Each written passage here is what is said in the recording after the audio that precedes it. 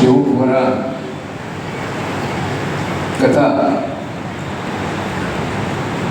काळेश्वर पवित्र तीर्थक्षेत्रवर भारताचे सुप्रसिद्ध असे कथाकार परमपूज्य शिवम शुक्ल महाराज आज या ठिकाणी उपस्थित असलेले राज्यसभेचे खासदार, भारतीय जनता पक्षाचे नेते माननीय श्रीमान अजितजी गोपछडे या ठिकाणी उपस्थित असलेले आमचे काकर्णीकर महाराज, आमच्या या कथा संयोजन समितीचे प्रमुख व ट्रस्टचे सदस्य, माजी आमदार, माजी महापौर ओमप्रकाशजी पोखरना, आमच्या ट्रस्टचे सर्व विश्वस्त बालाजीराव अंबर्डे, दारोजीराव अंबर्डे, शंकरराव अंबर्डे, रावसाहेब अंबर्डे, उत्तमराव अंबर्डे, सतीश भेडेकर व इतर सर्व आमचे या ट्रस्टचे सर्व विश्वस्त,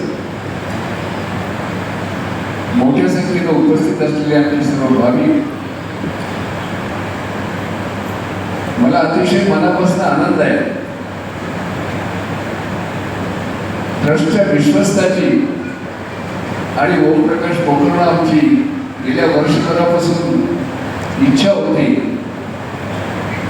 शिवम शुक्ल महाराजांचा पुरुषोत्तम मासामध्ये या इथे कथा झाली पाहिजे.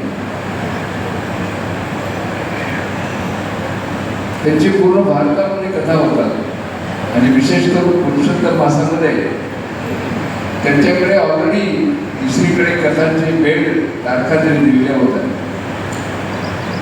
पर महाराज जी, हम आपके बहुत ही आभारी है कि आपने हमें भी पुरुषोत्तम मास की दीन दी. पुरुषोत्तम माताची समाप्ती आमच्या इथे महाराजांनी केली. आपण सर्वजण जोरदार टाळ्या वाजवून महाराजांचं आपण स्वागत करतो. अतिशय मधुर वाणीमध्ये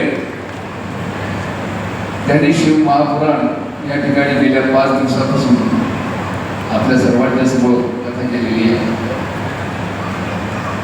आजचे आमचे जे विशेष अतिथी आहेत खासदार अजितजी गोपछडे, या ट्रस्टचा अध्यक्षानंतर त्यांचे मी विशेष आभार मानतो. आमच्या काळेश्वर तीर्थक्षेत्राच्या विकासामध्ये त्यांचंही फार मोठं योगदान आहे. धर्मजीराव आपल्याला माहीत आहे, त्यांनी 5 कोटी रुपये प्रसाद योजनेच्या अंतर्गत केंद्र शासनाच्या आपल्या तीर्थक्षेत्र योजनेला मंजूर केलेले आहेत. त्याबद्दल जोरदार टाळ्या वाजवून आपण त्यांचे स्वागत करतो.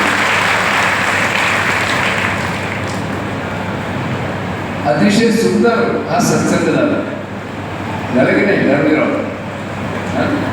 आमचे रावसाहेब आहेत की नाही आपल्याकडे आहेत ना?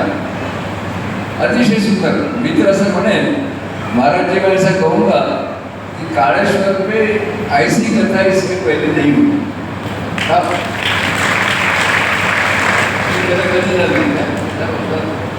इतनी मधुर वाणी में इतनी भावपूर्ण, आप सबने देखा होगा, गोपछडे साहेब आपण पाहिलं की अर्धे भाविक नृत्य करतो.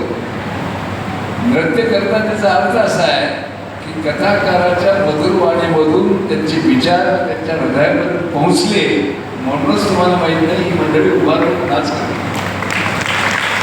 महाराज जी, आपका बहुत बहुत धन्यवाद, बहुत बहुत स्वागत. मैं ज़्यादा तफसील में नहीं जाऊँगा. हमारी आपसे एक ही विनंती रहेगी और हम कथा लेना चाहेंगे श्रावण मास में या आप तो पूरे भारत में भ्रमण करते हैं, मगर आपका विशेष प्रेम मराठवाड़े पे है, ये भी मुझे मालूम है. तो हमारी दरखास्त रहेगी कि आप श्रावण मास में अगर कथा का नियोजन करते हैं तो हमारे लिए आप तारीख दीजिए। ये मैं ट्रस्ट का अध्यक्ष नाते आपसे करता हूँ। फिर एक दफ़ा महाराज जी का बहुत बहुत स्वागत